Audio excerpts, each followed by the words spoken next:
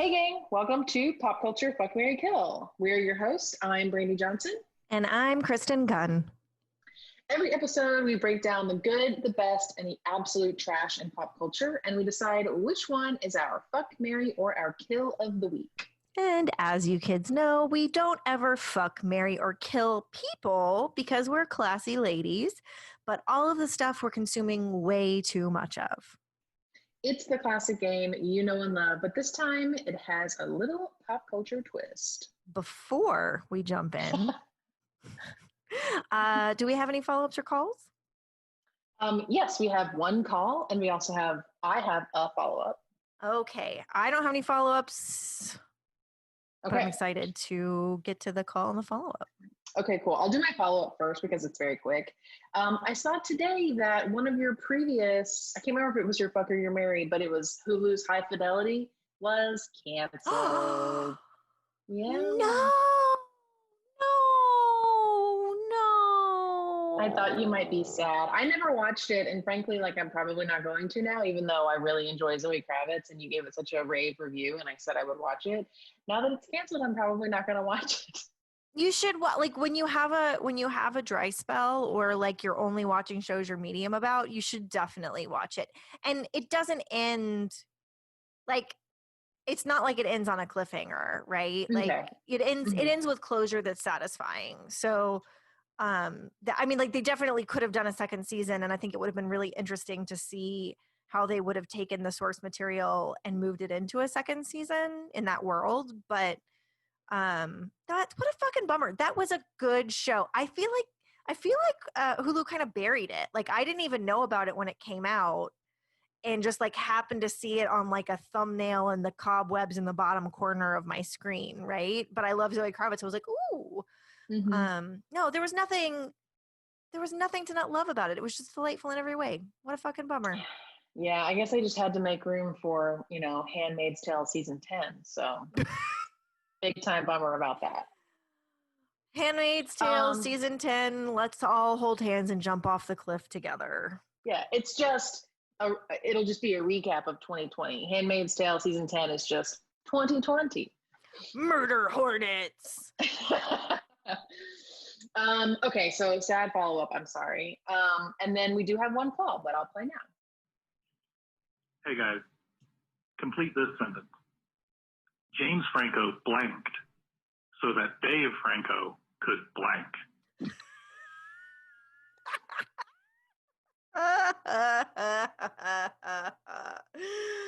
Oh. Yeah, I'll go first. James Franco took off the vagina guard so that Dave Franco could win the Oscar. What? Well, you know why we canceled James Franco, right? I thought it was because he was like super misogynistic and like kind of abusive and all that good stuff. Yeah. But one of the things, the detail on why he's a creep is because he had these really expensive acting classes that he was teaching at his acting school in like the biggest fucking air quotes that like would rival the size of Godzilla.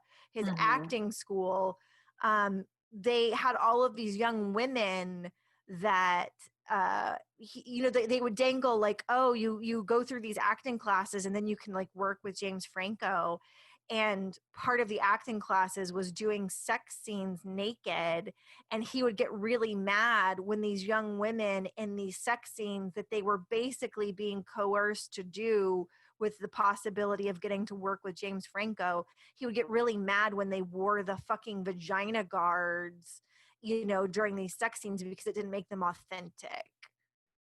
Okay. So, James Franco, refused to keep the vagina guards on so that Dave Franco could be beloved and he would win the Oscar eventually, that James Franco did not win for that fucking movie. Got it. Yes. Okay. This is all tracking. I'm at yes now. I understand. Okay. I drew a map to my analogy and you got to the treasure. Sometimes your analogies require a map. That's all I'm going to say. Okay. Okay, so I'll go now, and it's not very good, but this is all I got. It's the first thing I thought of, which is James Franco fucked up so that Dave Franco could fuck up more. Wait, did Dave Franco fuck up more? I guess I didn't see that one. Okay, so let me draw you a map to this, which is, okay, we just talked about how James Franco fucked up. So Dave Franco is now, he's like married to Allison Brie, and he's like making movies. He's like writing and directing. He thinks he's like, just like his brother, hot shit. And some interview, I forget who they did it with, came out with him and his wife, Allison Brie, and they had so proudly written a romantic comedy, like I think it was like In Quarantine, and they're just like so happy to bring it to life and blah blah blah. But he said that they like were elevating rom-coms, and he wants it to be in the vein of like When Harry Met Sally, and he like rattled off like 3 movies that were all very old and super white.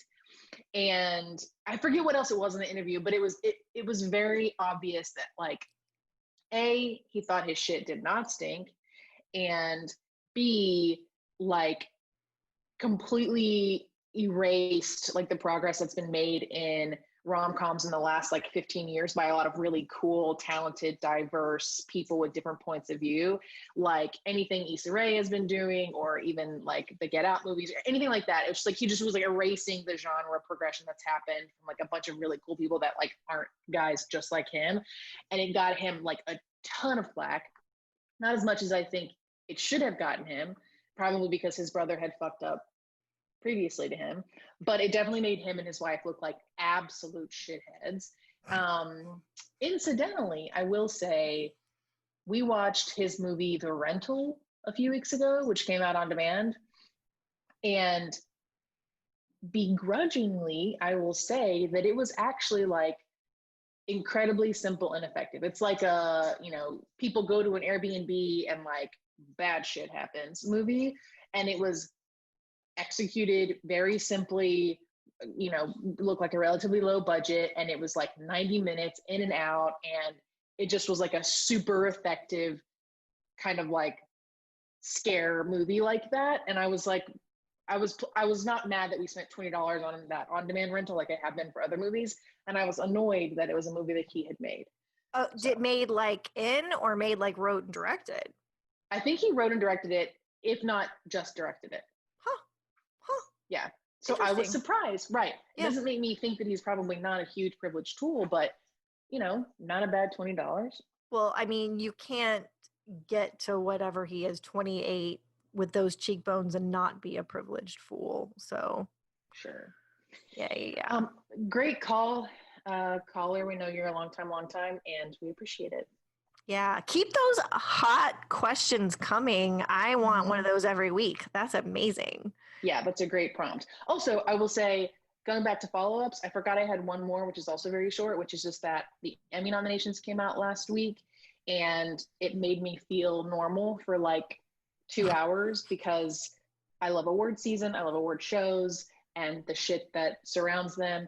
And Watchmen, one of my very first fucks, got 26 Emmy nominations, more than any other show that was nominated for Emmys. And I've said it many, many, many, many, many times on this podcast, but if you did not watch the one and only season of HBO's Watchmen, you really need to watch it. Yes. Okay, that's it for the follow-ups and calls. So now we're going to get into it.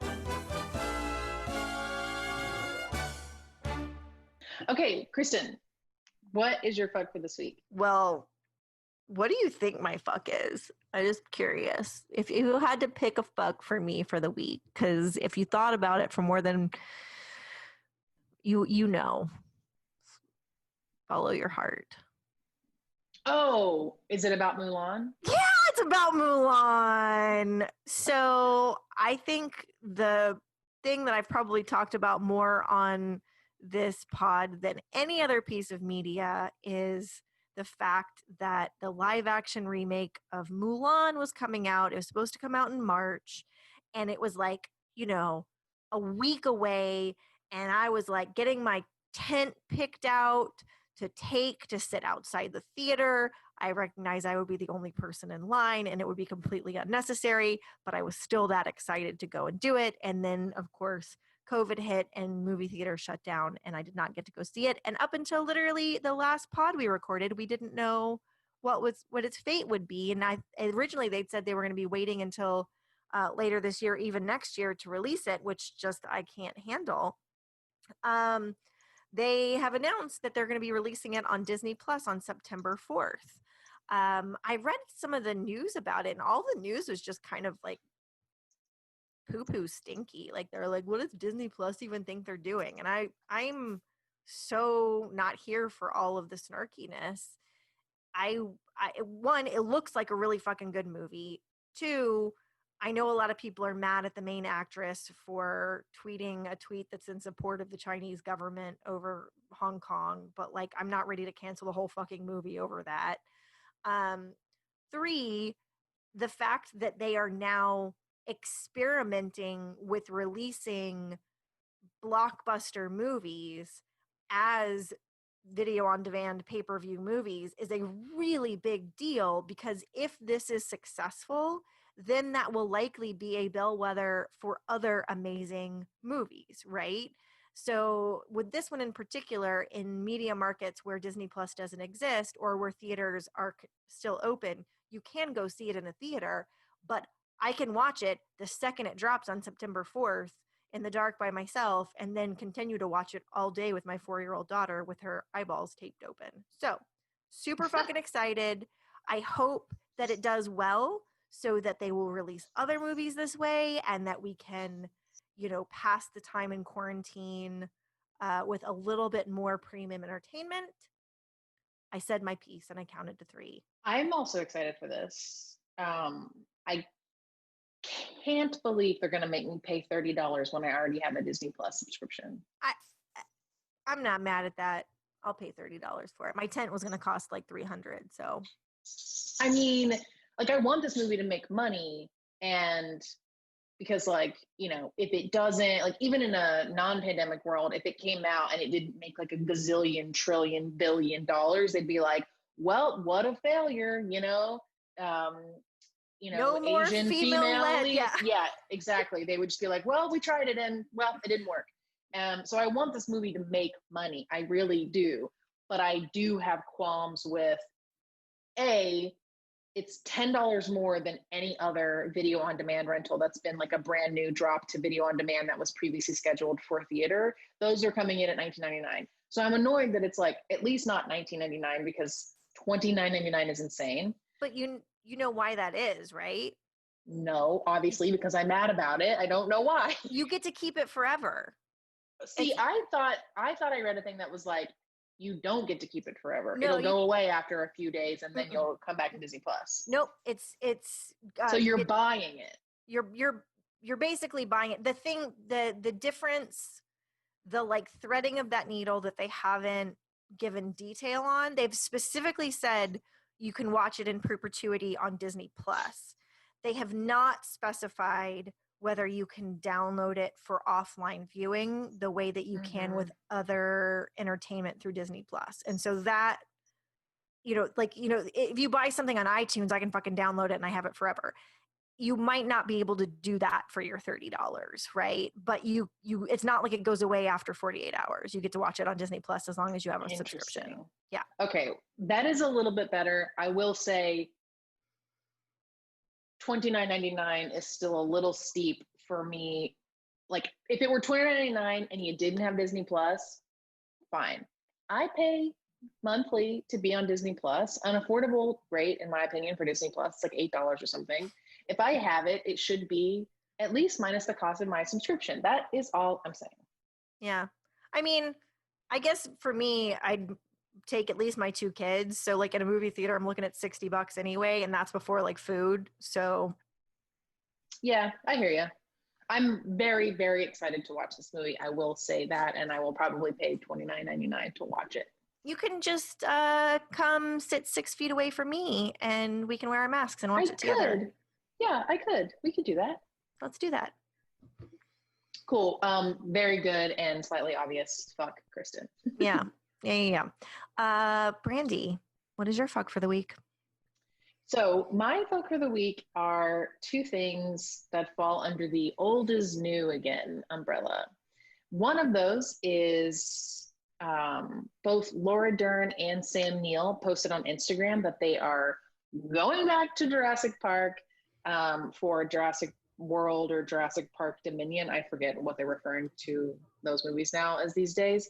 And I have my major qualms with this latest reboot of Jurassic Park in that it's not good and it has no heart or soul, and it makes me really sad.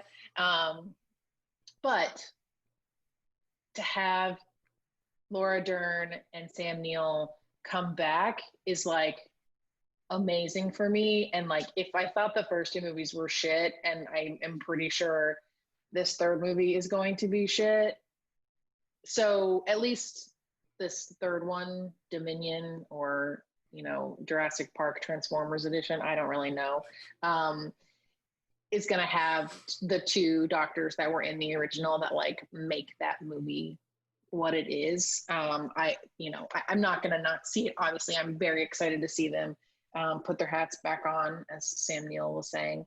So yeah, I'm very excited about that. And then it was also announced right before recording this that the reboot series of A League of Their Own is officially greenlit at Amazon. And that has very cool people in it. And it was being developed by Abby Jacobson from Broad City. And she's also, I think, an act in it. Also, Darcy Carden from The Good Place. And it's being, I think, also co-created by Will McCormack, who is Rashida Jones's creative writing partner. He's done a bunch of movies that you've seen and also shows, writing, producing, acting in. If you saw him, you'd probably recognize him. But it's sort of going to tell stories that didn't get told in the original. So different points of view, different points of sexuality, race, all walks of life, things like that. And I'm very, very, very excited to watch that. I think Amazon shows can be kind of hit or miss, but like I'm pumped to revisit that world. Yes, me too. I think it's all about how they stick the landing. And if Space Force has taught us anything, all of the delicious ingredients don't necessarily make a buffet that I want to eat. Totally 100% true. But I'll at least go one time. Mm-hmm. I'll go one time, and if I get food poisoning, well then shame on me. If I go again, shame on me again. Oh man. And then okay, wait, what was the first one you said? I had thoughts on that and I don't even remember what it was because it was Jurassic Murder Hornets. Yeah. What so it's I assume it's like fucking Andy from The Office and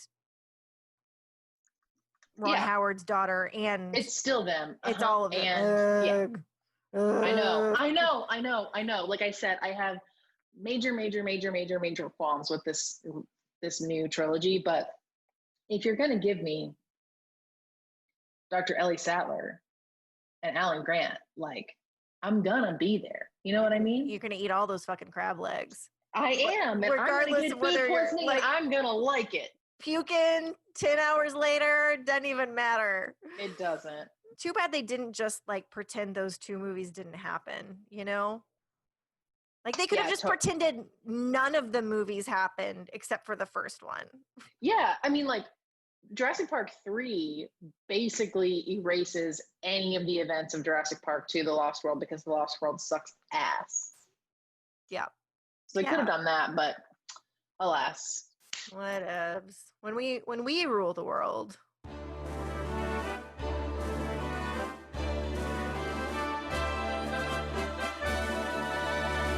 All right, Kristen, what are you marrying this week? This is an interesting one for me.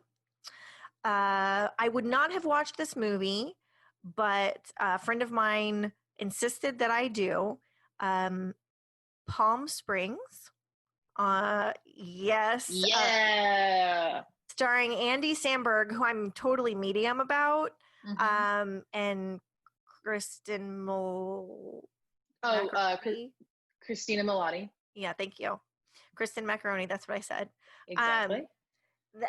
It's like, it is a new take on Groundhog Day, which is unfortunate because now any Restart the Day show or Restart the Day movie will live in the shadow of Groundhog Day. But they managed to do, I think, don't hate me for saying this, a better job than Russian Doll of taking the day starts over again and making original content that, like, I realized I learned new things about myself by watching Palm Springs. One, I find that Andy Samberg can be unadulteratedly funny at times in the right context. This was the right context. There was no like asterisk, no, he was good. He was good in the role. I think, he showed range. He showed like that he's not just like a fucking tool all the time, whatever.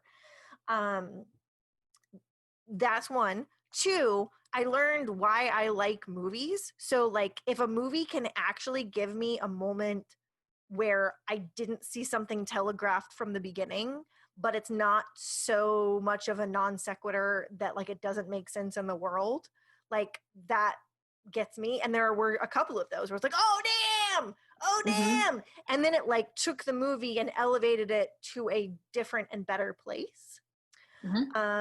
So that was great. And then also they just had really good chemistry. I like the whole thing. Sign me up. I am really glad that you picked this because it's been kind of simmering on my honorable mention list since I watched it like the day it came out. And I like loved it. I expected it like most movies that look high gloss that come to Hulu or Netflix to be like good in concept and then very disappointing when you watch them. And so I expected it to be trite and like trying too hard and not super funny. And I was really impressed by how funny it was. And also it was gorgeous. It looked beautiful. Really good use of their production money there. And like you said, I thought that, so Andy Samberg can be hilarious and he can also be the most annoying person on the planet.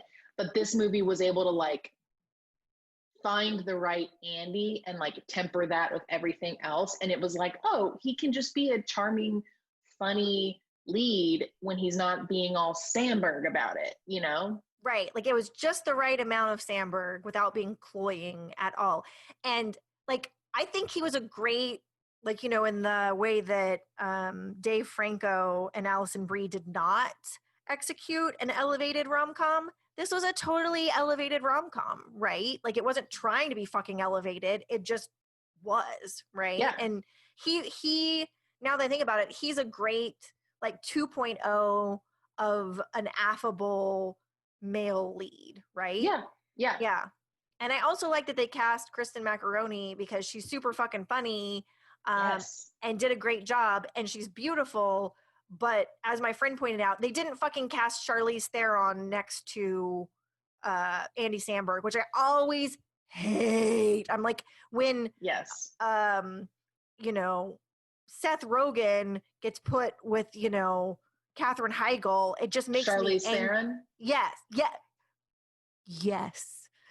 exactly. I'm like, fuck the patriarchy, because that's all that fucking is. Anyway. Yeah. Really, really good pick. I strongly endorse this as well. And if you're one of those people, like basically anyone I talk to about this movie who suffers from Andy Samberg phobia because you think that he's incredibly cloying and like really over the top, may I ask you to try this movie because it is probably the dose of Andy Samberg that you actually have wanted in your life, but we haven't quite gotten yet. Right. It is the 2-spice chili of Andy Samberg.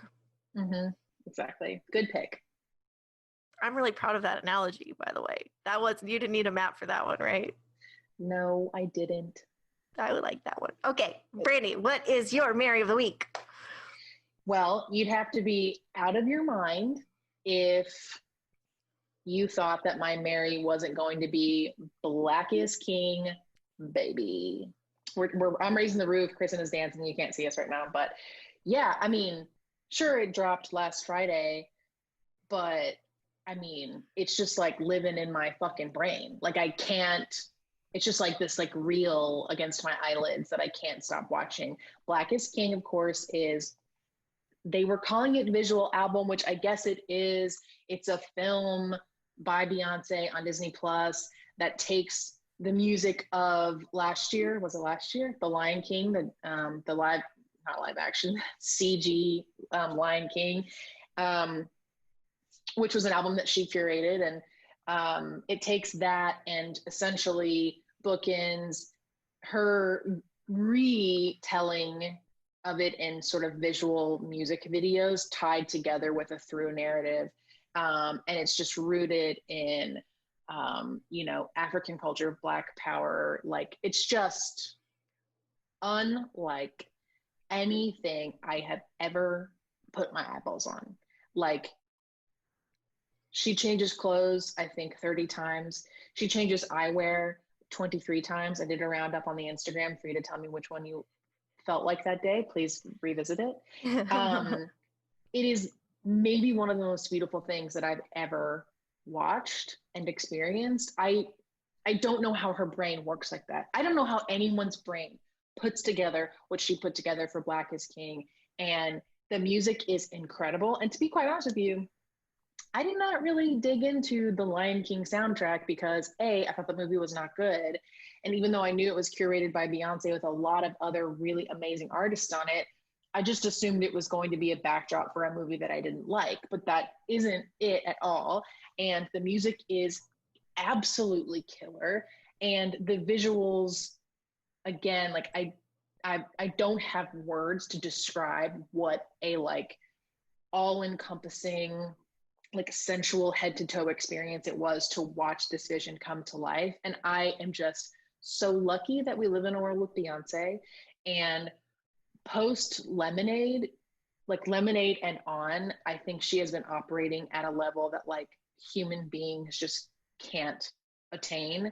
And she's like in the stratosphere. And I just don't know how people like that exist. And I'm just really glad that we get Beyonce on this planet. And it came at a time where, I don't know if you were like me, but the last like 4 weeks of this pandemic have been particularly hard. I think we're just like reaching that stretch where I just can't with anything. And it just like came at a time where I needed something that made my brain and my eyeballs and my earballs really happy. And this does that.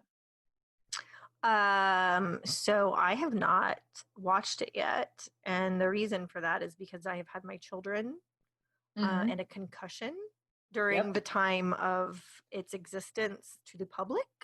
So I won't be able to watch it without distractions and a good brain until next week, but I am so excited. And now I will prioritize it in my queue of things that I need to catch up on because of your ringing endorsement. You have to tell me what you think. I will. Is it like smoke some weed or do some ecstasy? Not that I do either one of those things, but I just want to get in the right frame of mind. I mean, I would say ecstasy, but I think you could really have a good time on either. Okay, good. I'll just do them all. Again, it just like, it will melt your brain. So okay. You don't careful need what you partake in. Yeah, I don't even know that you need anything. So cool.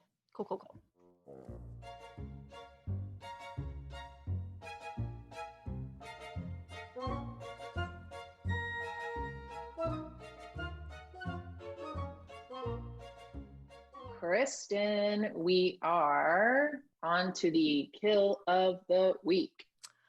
Okay, so this is not a piece of media, but it is in the pop culture stratosphere. So I'm saying it's appropriate for the show. I want to kill the fact that Kanye West is running for president, getting on the ballot in swing states like Wisconsin, where the person that won Wisconsin won by less than, I think, 4,000 votes. And so having someone even as a fucking joke on the ballot as a real third-party candidate is so fucking dangerous. And so I just want to kill the hubris that anyone would have as an entertainer to fuck with our future like that. So he's still doing it? I thought he canceled it or whatever. No. As of yesterday, the day before we're recording this pod, there was a news item that came out that there are now Republican, there's a Republican machine behind, real people that have gotten him on the ballot in Wisconsin and several other narrowly won swing states last time. What? I did not know that. Yep. Okay, well, if you had Kanye gets on swing state ballots on your bingo card for August 2020, congratulations. For the apocalypse. I'm pretty sure that's Revelations 24:16. Oh, well, I mean, I don't really have much to add except this makes me want to die, so it's a pretty good kill. Yeah, murder, suicide, all around. And if it goes without saying, listeners, please vote, and please do not vote for Kanye. All right, Brandy, what is your kill for the week? Okay, well, my kill was going to be Disney charging $30 for Mulan, but I think we pretty much covered that. So I'm going to move on to, it might be a little bit old news, maybe you missed it, so I'm going to talk about it anyway. My kill is the status quo of big budget action movies. And by that, let me elaborate a little. So last week or the week before, I forget because time is nothing anymore, the Russo brothers, it was announced that they are getting the biggest budget ever at Netflix to start a new trilogy about like man spy with nemesis type deal. Now, the good thing about this announcement is that it stars people you like, people I think we will like, including Ryan Gosling and Chris Evans. Pretty good lineup, right? Both my second and third husbands. Exactly. I would be into that. After Taika? Oh, shit. He's your number one, I thought. No. Okay, no. Here's how it goes. The husband that already existed, and then Taika. I end up with Taika. He's number 4. Yeah, and we stay together forever. What? Yeah. Okay, got it. Yeah, it's not around. I see. Stacked ranked. It's he's the one I end up with. Oh, right? Got it. Yeah. I see what you mean. Cool. I needed a map for that one. Thank you. Mm-hmm. Okay, so sounds great. The movie's called The Gray Man. It's a $200 million spy thriller. It's based on a series of books.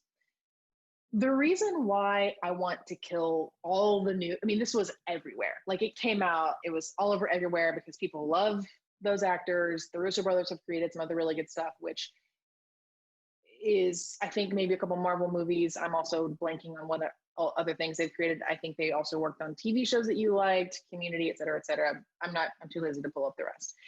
The reason that I'm making this my kill is because, did you happen to watch, speaking of Charlize Theron, The Old Guard on Netflix? The thumbnail looked annoying. It reminded me of Domino with Keira Knightley. Right. So I will say, give The Old Guard a shot because it's actually a pretty good, fun, if not kind of gory action movie about people who live forever that are not vampires. And it wasn't what I expected, and it had great fight choreography, and it was actually kind of fun. Also, will be a trilogy. That movie was directed by Gina Prince Blythewood, who became the first Black woman to direct a big budget comic book film, because this is actually based on comic books or graphic novels. And her budget was only $70 million, which in comparison is crazy. And that news wasn't anywhere. Gina Prince Bythewood also directed Love and Basketball and The Secret Life of Bees and a movie that came out last year, a couple years ago, called Beyond the Lights. She is very beloved. She is very talented. I mean, again, like, this movie didn't really have any right to be good because it just was like a, you know, graphic novel adaptation to Netflix, and I expected it to be pretty piss poor, but it was surprisingly good. The directing was good. The fight choreography was, everything about it was so much better than I thought it was going to be.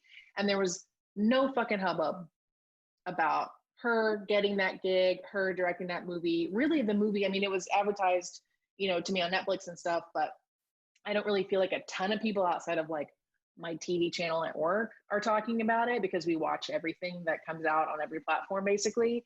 And afterwards, it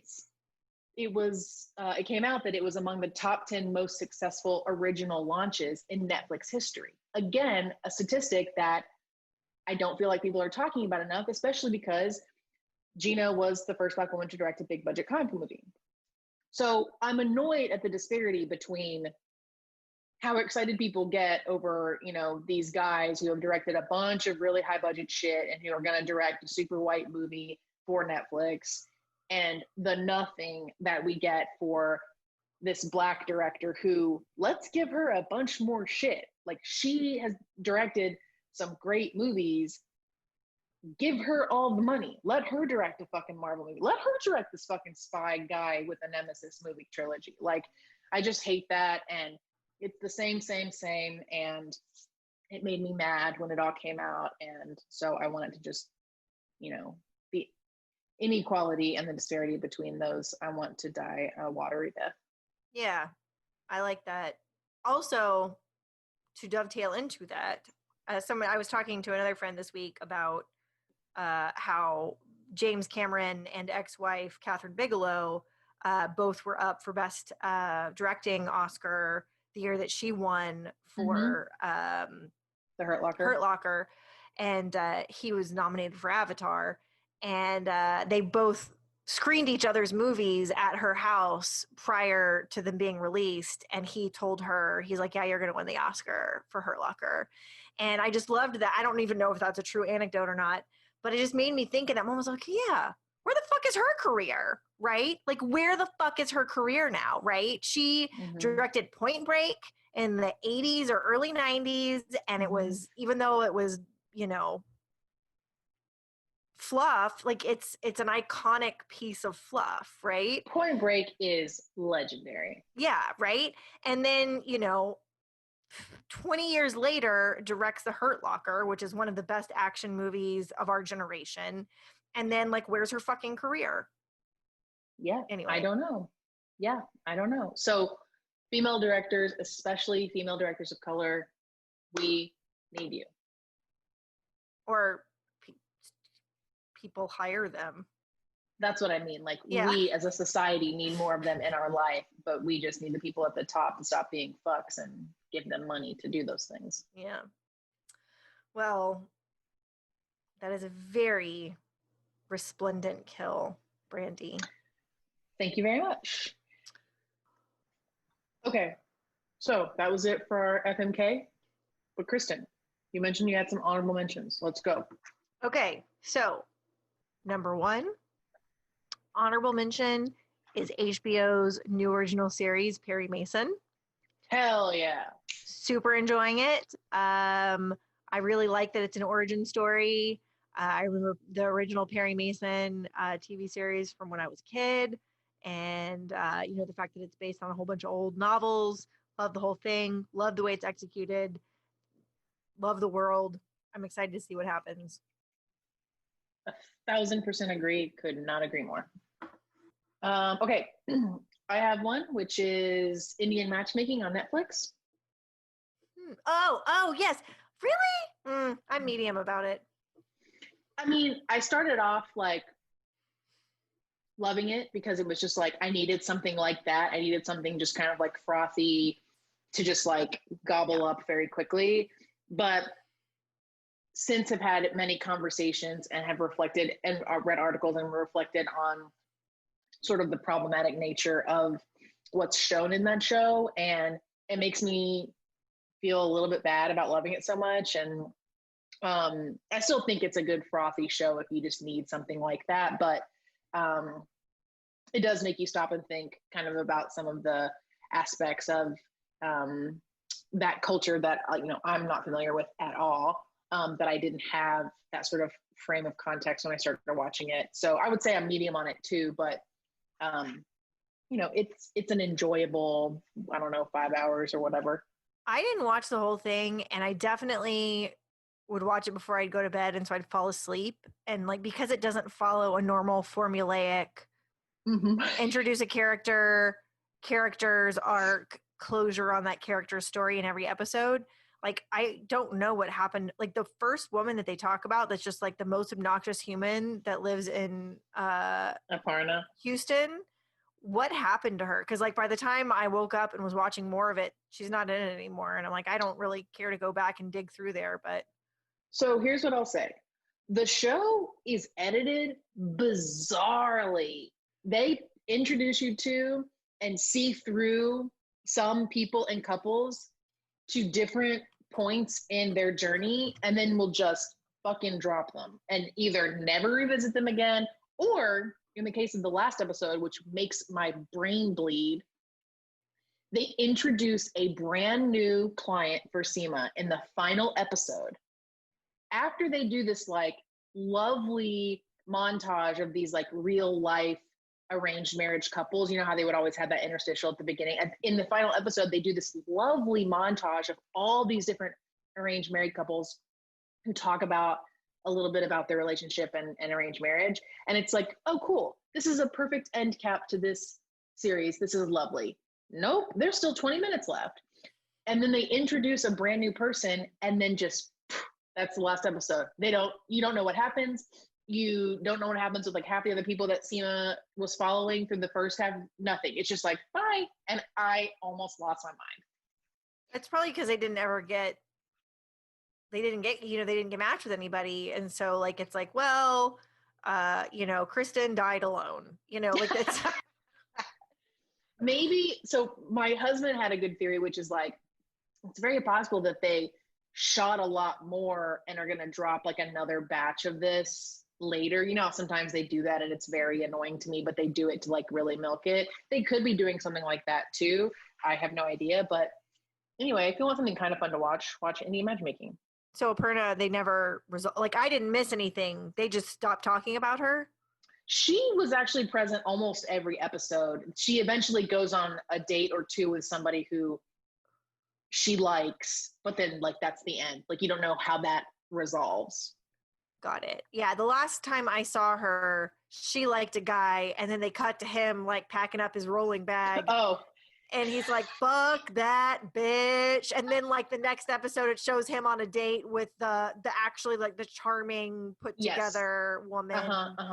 So they never follow up with the lovely, beautiful, competent, smart, intelligent woman who just for whatever reason can't find love. They do not finish with her. And then Aparna does go on couple dates with another person who she's like, in her way of speaking, she's like, I didn't hate him, which is a big step, which is just like, go fucking die. And they go on a couple dates and it's successful, but then like, that's the last you see of them, is that like they were both having a good time, but we don't know how that resolves. Got it. Okay. Well, all right. I'm not going to watch any more of that. I'll just watch High Fidelity again. Yeah, that tracks. Another honorable mention, Brandy. So this is more, I just want to like honorably mention because I want to talk about it with someone. I don't really know if it's a fuck, marry, or kill. Okay. What is your hot take on the whole Ellen cancel culture situation with her show right now? Oof, Kristen. And you can tap out if you don't have a hot take or don't want to go on record with hot take. No, I will say this. I think the hubbub around it has been kind of interesting because at first it was very unclear. Is this feedback about Ellen directly? Is this feedback about the like larger organization of like producers and stuff at her show or her shows. Like it was very muddled. Then I heard that it was mostly about the executive producers who were being very toxic and discriminatory and all fucking harassy and shit. And most of the feedback was about them and the environment that they had set up. And it was less about, hey, Ellen is actually a dickwad. I think it's probably the former, which is that like she has an army of executive producers who probably do shitty things, because you and I have both worked in the entertainment industry and we know how easy it is to be caught up in a toxic environment, but maybe because the director or the talent or the company or whoever it's attached to, you want to stay there, you know, and you don't say anything because you're scared and you need a job, whatever. I do probably believe that Ellen is kind of probably a monster too. I mean, she's had to go through some real shit in her career. She totally pivoted and now she's had this like show for a gazillion years, you know, but she's still a super famous person. I don't think that she's like a bad person based on what I know. I mean, she, you know, saves animals, she donates, she, you know, but the saying that if you have to tell people that your whole thing is that you're a nice person and like I'm a kind celebrity, then like you're probably not a super kind celebrity. And so I don't know, I feel a little icky about the whole thing, but she said she doesn't want to do that show anymore, really. So just stop doing the show, just like cancel the show. Like let's not replace Ellen, let's just cancel Ellen. Yeah. All right. That's, I haven't read too much about it, but I've kind of, you know, what I'd read tracks with what you're saying. And I would add, you know, about Ellen herself. I think, you know, from my limited but not non-existent work with real celebrities, you know, I think people, and I'm not speaking of myself, but like seeing that world and seeing people in that world, people think that they own you when not, I think like, you know, normals think that they own celebrities, right? So you see people like go up to and like, you know, harass celebrities and whatever. And, you know, it might be that Ellen is your idol or Tom Hanks is your idol or whatever. And if you go up to them while they're eating and, you know, they can have a picture, it's like, that's just their nice meal. Right. And right. I think, you know, it gets to be a certain point where everybody feels like they own a small piece of you, that you have to be a little bit of a dick to like have some sense of normalcy in your life. Or at least be, you know, removed from being completely accessible. And so people can read that as being a dick. So you know, I give her a little bit of a pass on, like, of course she's not going to be so fucking nice to everybody all the fucking time because she's a real human and maybe we're judging her on a different scale, but I don't really, and the whole thing's kind of a quagmire. I agree. It is a total quagmire. Yeah. And then I have one more honorable mention. Do you have any more? I do have one. Go for it. So remember a second ago when I was talking about Gina Prince Bythewood and I was like, we need more Black female directors. Ooh, yes.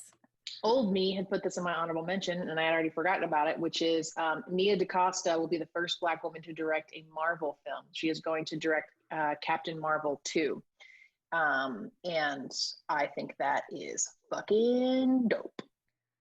That makes my heart so happy. Also, Captain Marvel is another movie I fell asleep in and woke up and was so confused and need to go back and rewatch it. Gotta say, haven't seen the first Captain Marvel. I was marveled out, so I have missed quite a bunch of them. We've talked about this. Yes. But I think it's very cool. I think this is very cool news, and I'm excited by it nonetheless. So last one, this is a visual one.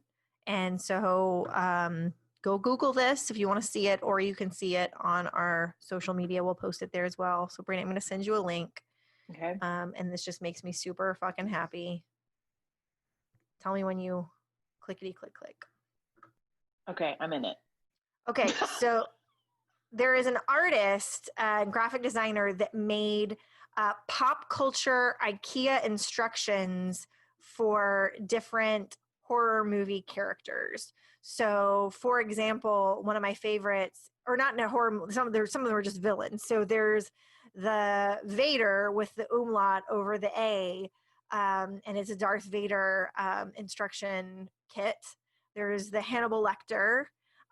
There's the Carrie, and it's got like the little IKEA man who's getting pig blood dumped on him, and the instructions are a mallet, a pig, a bucket, and of course an Allen wrench. And then the result is Carrie. So 1,000% for all of them. And then the great thing is you can print them out and make your own coloring book, which is a great way to spend an afternoon during COVID. This is hysterical. Also, I'm looking at them, and I think the gag is that every single one of them has the Allen wrench. Right. Yes. Oh, this is so good. Yeah, I will definitely post this to our social media. And I'm also going to share this with my creative team at work because I think they will get a real hoot out of these. Yeah, they're amazing. This is so lovely. Amazing. Oh, number 15. That one's just for you. Number 15. Oh, I had only gotten, oh gosh, there's so many more than I thought. Okay, getting to 15.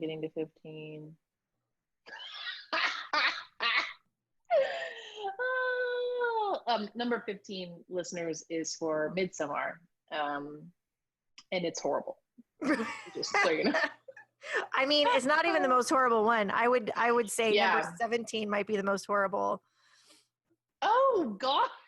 Oh my God! Number 17 is the way they write it with the Swedish characters. It's Buffalo Bill. Oh my God, it's so funny. Oh my God, I'm gonna cry. This is too much. Okay, last one, 25. 25. Oh, wow, there is like a lot. 25. No. I am mad at this. 25 is the Human Centipede. I'll post that on Instagram and you guys can judge it however you will. God, this is so funny. Really good honorable mention, Kristen. So that was our FMK and honorable mentions for this week. Did we miss your favorite or least favorite thing? Call us and tell us, please. Our phone number is 805-628-BOOP. That's 805-628-2667. Leave us a voicemail and we might just play it on the show. That's all for the show this week. Thanks for listening. If you don't already, please be sure to subscribe to Pop Culture FMK on Instagram and Twitter, and check us out at popculturefmk.com. And remember to vote. Don't vote for Kanye. Black Lives Matter. We love you. Stay safe. Bye. Bye.